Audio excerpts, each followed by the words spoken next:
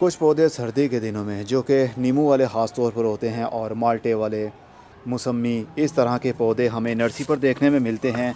और पौधों की ग्रोथ भी अच्छी होती है, उनको फ्रूट भी लगा होता है। किसी किसी को नींबू लगे होते हैं बड़े साइज़ के, तो फटाफट से हम उसको ख़रीद लेते हैं और घर में जाकर जैसे ही इस पौधे को ज़मीन के अंदर या फिर नर्सरी वाले से ही गमले के अंदर शिफ्ट करवा कर घर में लेके जाते हैं, तो कुछ ही दिनों के अंदर अंदर ही उनके सारे पत्ते गिरने लगते हैं पीले होकर। तो इस टॉपिक के ऊपर वीडियो बनाना बहुत ही ज़रूरी था। बहुत सारे लोगों के बहुत से पौधे मर जाते हैं इस तरह। हो सकता है मेरी वीडियो देखने के बाद उनके पौधे अब कभी भी मरे ना। बहुत सारे पौधे जो नर्सरी पर सर्दी के दिनों में आते हैं ना, वो होते हैं गाची के अंदर। और गाची के अंदर लगाने से पहले वो कहाँ थे? ज़मीन के अंदर।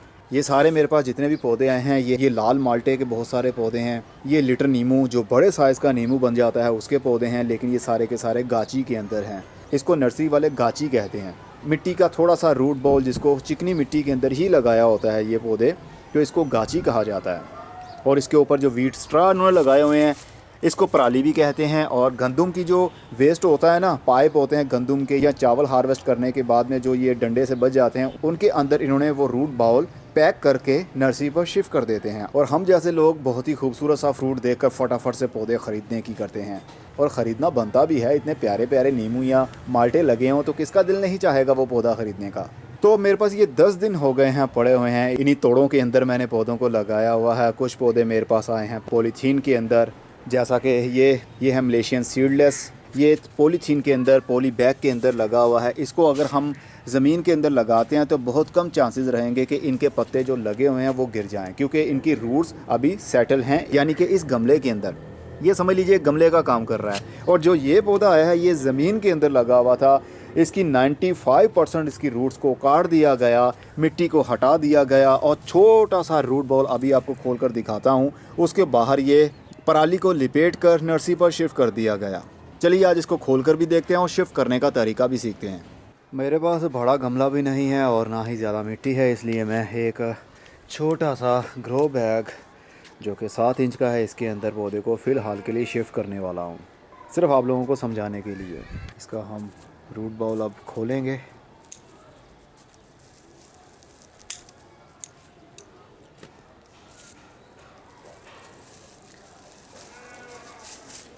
ये ग्राफ्टेड पौधा होता है, सिंपल भी हो सकते हैं लेकिन ये ग्राफ्ट वाले हैं। अब ये देखिए ये रूट बाउल है इसका पूरा, ये चिकनी मिट्टी है। चिकनी मिट्टी के अंदर ही ज़मीन के अंदर इन्होंने लगाया होता है। कलम लगाते हैं पहले ज़मीन के अंदर और उसके बाद में इसके ऊपर ग्राफ्ट लगा देते हैं। ये आप देख सकते हैं ग्राफ्ट एरिया, नया नया ग्राफ्ट लगा है इसको। तो उसके बाद में ये ज़मीन के अंदर से काट लेते हैं। इसकी जड़ें ना होने के बराबर हैं फ़िलहाल के लिए। घरों में या नर्सरी पर जब भी हम इसको शिफ्ट करवा लेते हैं, ये देखिए एक छोटी सी रूट है इसकी, बाकी अभी कोई ख़ास रूट्स नहीं हैं। जब भी आप इसको नर्सरी से इसी तरह अगर लेकर आते हैं तो जल्दी से इसको मिट्टी के अंदर शिफ्ट कर देना चाहिए। अगर आपके पास गमला ना हो, मिट्टी ना हो, तो कुछ दिनों के लिए इसको इसी तरह रखना हो तो पराली के अंदर ही लगा रहने दें। इसके ऊपर जो हमने पराली उतारी है वो रिमूव ना करें और इसको एक शेडी एरिया में कोने में रख दें। वहाँ पर इसका पानी का मॉइस्चर बना रहना चाहिए। हर वक्त मिट्टी हल्की सी गीली रहनी चाहिए, जिस वजह से इसकी नई रूट्स डिवेलप होना शुरू हो जाएंगी और पौधे के ऊपर से ग्रोथ भी बढ़ना शुरू हो जाएगी। लेकिन ओल्ड पत्ते जितने भी हैं वो एक मरतबा तो सारे ही गिरेंगे, कोई पत्ता हमारा बचेगा नहीं। हो सकता है 10 दिन में गिर जाए, हो सकता है 1 महीने के बाद गिरें, लेकिन जितने भी पुराने पत्ते हैं वो सब के सब गिर जाएंगे और फिर नए सिरे से इनकी शूटिंग निकलेगी बाहर के दिनों में। 15 फरवरी के बाद में नई ग्रोथ इनकी शुरू हो जाती है और आज तो 20 तारीख है फरवरी की। तो अब इसकी ग्रोथ शुरू होगी मार्च के महीने में, क्योंकि अब हम इसको मिट्टी के अंदर लगाने वाले हैं गमले में। इसका रूट बॉल बिल्कुल करीब है कि ये जल्दी ही टूट जाए, आप देख सकते हैं, लेकिन हमने बहुत ही केयरफुली इसको करना है।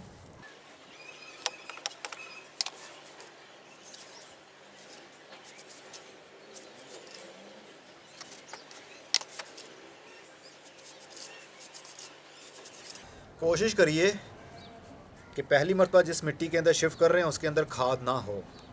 अगर 3 हिस्से मिट्टी और 1 हिस्सा गाय का गोबर या कोई सी भी कंपोस्ट मिक्स भी हो तो भी चलेगा, लेकिन कोशिश करें हाली बालू मिट्टी के अंदर ही इसको इस तरह शिफ्ट करें। या उसको सॉफ्ट करने के लिए मिट्टी को आप कोकोपीट का यूज़ कर सकते हैं। हीट वाली खाद हम जल्दी अभी इसको दे नहीं सकते, क्योंकि अभी तो इसकी रूट्स तो हैं ही नहीं साथ में। अगर हम अभी से खाद देना शुरू कर देंगे तो इसकी छोटी छोटी सी जो जड़ें हैं वो गल जाएंगी। मिट्टी मेरे पास कम पड़ गई है। चलिए, मिट्टी तो नहीं है, कटिंग ग्रोइंग मीडिया के अंदर ही हम इसको शिफ्ट कर लेते हैं। आधी मिट्टी डाली है और आधा ये डालेंगे, क्योंकि इसके अंदर तो कोई हीट नहीं है। पत्तों की खाद है इसके अंदर, कोकोपीट है और सल्फ़र और सुपर फॉस्फेट।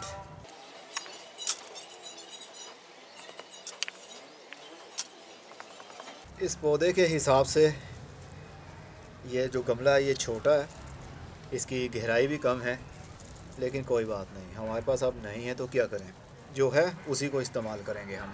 ओके जी, ये हो गया हमारा पौधा शिफ्ट। एक ट्रे के अंदर मैंने ग्रो बैग को रख दिया है और जैसे ही हम पानी देंगे, अगर ये पानी बाहर निकलता भी है ग्रो बैग से तो नीचे ट्रे के अंदर जमा हो जाएगा। अब इसको हम पानी दे देते हैं। पहली मरतबा बहुत ज़्यादा हम पानी देंगे ताकि पूरी मिट्टी खूब गीली हो जाए।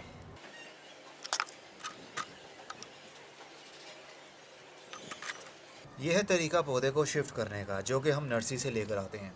अब इसको इसके हाल पर हम छोड़ देंगे, चाहें तो अभी से इसको फुल धूप में रख सकते हैं। जैसे जैसे बाहर के दिन शुरू होंगे, गर्मी आएगी, तो सिट्रस फैमिली में जैसे कि नींबू की कोई वैरायटी हो, माल्टा हो, मौसमी हो, सभी की ग्रोथ गर्मी के दिनों में ही बढ़ती है, इसलिए नई शूट्स निकलना शुरू हो जाएंगी। ऐसी स्टेज पर हमने हफ्ते के बाद या 2 हफ्ते के बाद कोई भी खाद नहीं देनी। ऐसा नहीं है कि हम समझे कि इसके पत्ते झड़ रहे हैं, पत्ते पीले हो गए, मुरझा गए पत्ते, तो हमें शायद किसी खाद की ज़रूरत है तो हम खाद दें।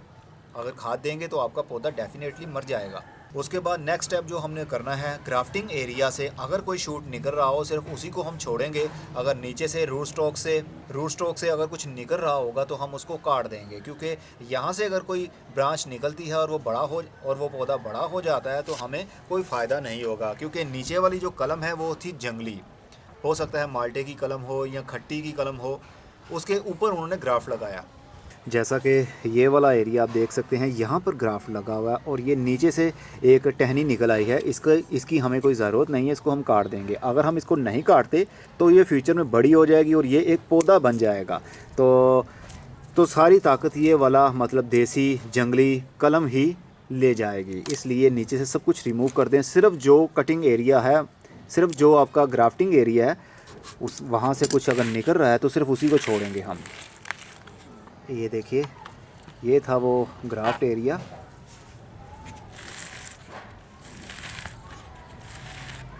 ये वाला जो ग्रीन एरिया आपको दिख रहा है ये है ग्राफ्ट एरिया। ये भी ग्राफ्ट एरिया, यहाँ से भी एक शूट निकल रहा है, ये भी ग्राफ्टिंग एरिया से ही निकल रहा है, लेकिन इसकी हमें ज़रूरत नहीं है। ये काफ़ी डी शेप बन जाएगा क्योंकि ये बिल्कुल ऊपर नहीं जा रहा। इसको भी हम काट देते हैं और ये जो धागा बांधा हुआ था इन्होंने, उसको भी हम काट देंगे ताकि जब ब्रांच और भी मोटी हो तो उसको कोई प्रॉब्लम ना हो। वैसे अगर ना भी काटें, नर्सरी वाले काटते नहीं हैं, ना भी काटें तो जैसे जैसे हमारा ये पौधा बड़ा होगा वैसे वैसे ये जो रस्सी है ये अंदर ही चली जाएगी। लेकिन हम बहुत ही एहतियात से ये सब कुछ कर लेते हैं। ये आप निशान देख रहे हैं धागों के, ये देखा, यहाँ से धागा बार्क के अंदर चला गया है, लेकिन कोई बात नहीं, कुछ नहीं होता, ये अंदर जाके खुद ही पौधे का ही एक हिस्सा बन जाएगा। ओके, अब ये एक ब्रांच निकल रही है, इसको भी काटना पड़ेगा क्योंकि ये भी ग्राफ्टिंग एरिया से नहीं निकल रही है, बल्कि ये जंगली जो नीचे कलम थी वहाँ से निकल रही है। इसको काट देंगे हम ताकि हमारा जो ग्राफ्टिंग एरिया है वहीं से बनेगा जो पौधा, वही सारी ताकत को ले। और एक ऊपर भी ऐसा ही है, ये देखिए, ये वाला जंगली था पूरे का पूरा, तो यहाँ से भी एक शूट निकल रहा है, इसको भी हम काट देंगे।